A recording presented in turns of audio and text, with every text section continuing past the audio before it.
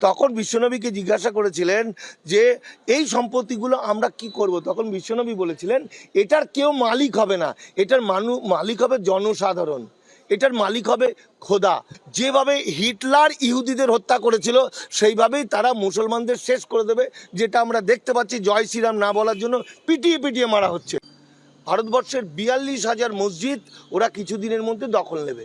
তাহলে একই বিজেপি সরকার মানে কেন্দ্রীয় সরকার সেটা ঘোষণা হয়ে গেছে, তার ভারতবর্ষের মধ্যে 42,000 মসজিদ যেটা নিয়ে নেবে সেটা প্রথম লপ্তে ফার্স্ট চান্সে সব পশ্চিমবঙ্গ সহ গোটা ভারতবর্ষে।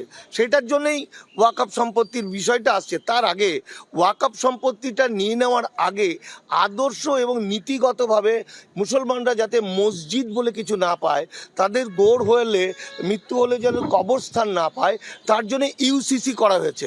ইউসিসি গতকালকে উত্তরাখণ্ডে আইনিভাবে লাগু হয়ে গেছে। এক দেশ এক আইনের নাম করে আসলে মুসলমানদের নামাজ আজান জাকাত রোজা এগুলোকে আইনগতভাবে বাতিল করা হয়েছে ওখানে, যেটা মুসলিম পার্সোনাল ল বোর্ড বলেছে। তখন বিশ্বনবী বেঁচে ছিলেন। ব্যাটেল অফ খাইবারের যে যুদ্ধ হয়েছিল সেই সময় যুদ্ধের সময় কি হতো, পরাজিত রাজার সমস্ত সম্পত্তিগুলো বিজিত যারা জিতত তারা জয় করে নিত। তখন ওই যে প্রথম ব্যাটেল অফ খাইবারের যে দ্বিতীয় খলিফা ওমর, তিনি দেখেছেন এত সম্পত্তি আমরা কি করব। তখন বিশ্বনবীকে জিজ্ঞাসা করেছিলেন যে এই সম্পত্তিগুলো আমরা কি করব। তখন বিশ্বনবী বলেছিলেন এটার কেউ মালিক হবে না, এটার মালিক হবে জনসাধারণ, এটার মালিক হবে খোদা। ফলে এই যে ওয়াকফ সম্পত্তির মালিক কিন্তু শুধু মুসলমানরা নয়। ওয়াকফ সম্পত্তির একটা অংশ হচ্ছে মুসলমানদের ধর্মাচরণের জন্য, আর একটা হচ্ছে জনসাধারণের জন্য, সেটা হিন্দু মুসলমান বৌদ্ধ খ্রিস্টান জৈন পার্সি হতে পারে। এই যে আমি হাইকোর্টে দাঁড়িয়ে আছি, এই জায়গাটা হচ্ছে ওয়াকফ সম্পত্তির মধ্যে।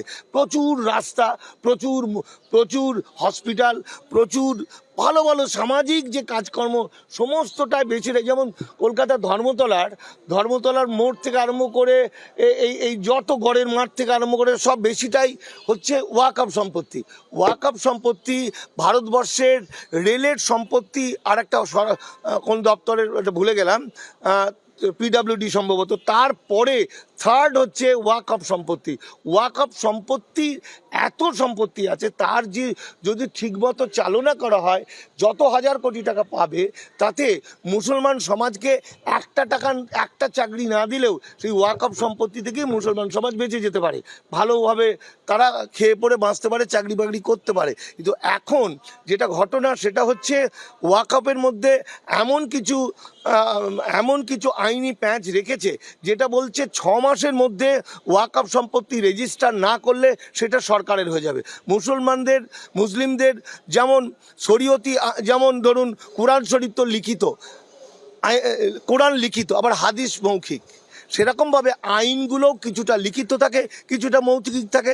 যেমন ধরুন তাজমহলের কাগজ নেই, লালকেল্লার কাগজ কোথায় পাবে, কুতুব মিনারের কাগজ কোথায় পাবে, কিন্তু লোকে জানে যুগ যুগ ধরে এটা মুসলিমদের প্রপার্টি, তাই তো? তাহলে এটা 6 মাস পর রেজিস্ট্রি করতে পারবে না। 2 নম্বর হচ্ছে কলকাতা শহর দিয়ে যদি উদাহরণ দিই, কলকাতা শহরে ধর্মতলার আশপাশ থেকে এই গড়ের মাঠ থেকে সমস্ত জমিগুলো, এই জমিগুলো এইটা যদি 6 মাসের মধ্যে রেজিস্ট্রি করতে হয়, এটার ভ্যালুয়েশন হবে কয়েক হাজার কোটি টাকা, সেই টাকা দিতে পারবে না। তাহলে দেখুন ইউনিফর্ম সিভিল কোডের মধ্যে দিয়ে কি করলো, নামাজ আজান জাকাত রোজা উচ্ছেদ করার আইন বিধান হলো যেটা উত্তরাখণ্ডে, ঠিক সেরকমভাবে এই ইউসিসির এই ওয়াকফ সম্পত্তি মানে গ্রামের মসজিদটা ওয়াকফ সম্পত্তি, মাদ্রাসাটা ওয়াকফ সম্পত্তি, কবরস্থানটা ওয়াকফ সম্পত্তি। তাহলে এমন একটা কায়দা করলো, ওই জন্য আমি বলছি একটা প্যাকেজ, সেই কায়দার ফলে মুসলমানদের হাত থেকে এগুলো সব চলে যাবে।